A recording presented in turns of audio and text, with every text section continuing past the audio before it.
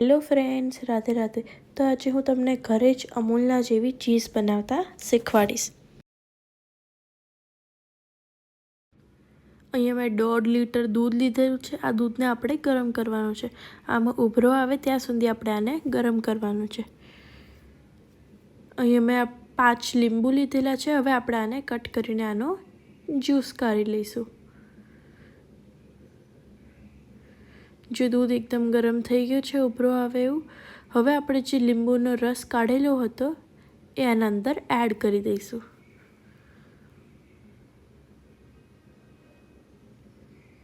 તમે આમાં વિનેગર પણ યુઝ કરી શકો છો લીંબુના રસના જગ્યાએ. આપણે ધીરે ધીરે આને થોડું થોડું કરીને નાખીને આનું હલાવતું જવાનું.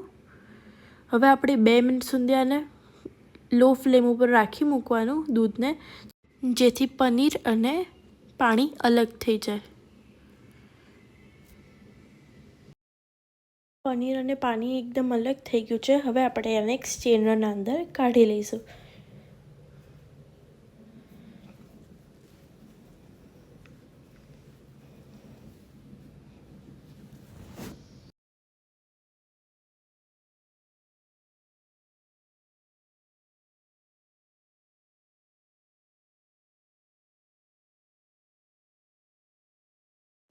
પનીર રૂમ ટેમ્પરેચર ઉપર આવી જાય અને ખાટું ના બને લીંબુના લીધે, એટલે આપણે આને પાણીથી આવી રીતે ધોઈ લઈશું.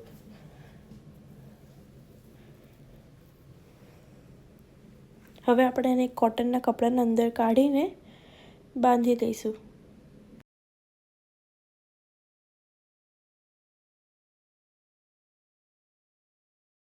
હવે આપણે આ કોટનના કપડાના ઉપર કોઈ હેવી વાસણ મૂકી દઈશું, જેથી પનીરના અંદર જે બી પાણી બચ્યું હોય એ બધું નીકળી જાય. આપણે આને 10થી 15 મિનિટ સુધી મૂકી રાખવાનું. એના પછી આ પનીર એકદમ શેપમાં આવી જશે અને રેડી થઈ જશે. ચીઝ બનાવવા માટે આપણે સૌથી પહેલાં પનીર બનાવવું પડશે. એના પછી જ આપણે ચીઝ બનાવી શકીશું. જો આપણું પનીર બરાબર હશે તો આપણું ચીઝ બી બહુ જ સારું બનશે. ચીઝ બનાવવા માટે આપણે આ પનીરને હવે કાઢી લઈશું અને મિક્સરમાં ગ્રાઇન્ડ કરવાનું છે. તો આપણે આના પનીરને એકદમ નાના નાના ટુકડા કરી દેવાના આવી રીતે.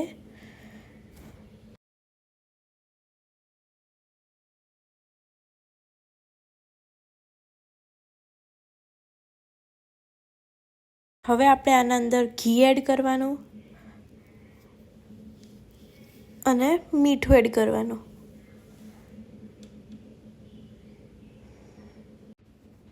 હવે આપણે આને ગ્રાઇન્ડ કરી લેવાનું. તમે જોઈ શકો છો આપણી ચીઝ એકદમ રેડી થઈ ગઈ છે.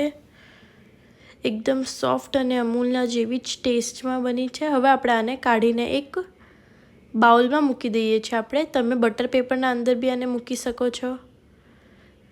અને આપણે કાઢીને 1 કલાક સુધી ફ્રીજમાં મૂકી રાખવાની, જેથી આ એકદમ શેપમાં આવી જાય અને બની જાય એકદમ પ્રોપરલી.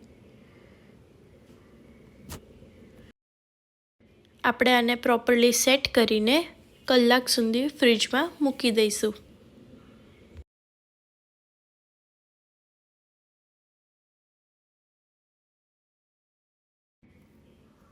1 કલાક થઈ ગયો છે. આપણી ચીઝ એકદમ પ્રોપરલી સેટ થઈ ગઈ છે. હવે આપણે આને બહાર કાઢી લઈશું.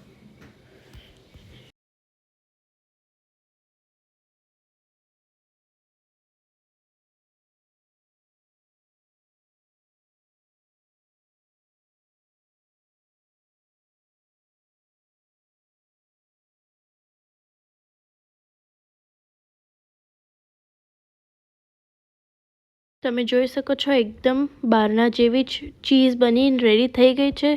જો તમને આ રેસીપી ગમી હોય તો મારી ચેનલને લાઇક, શેર ને સબસ્ક્રાઈબ કરજો. રાધે રાધે.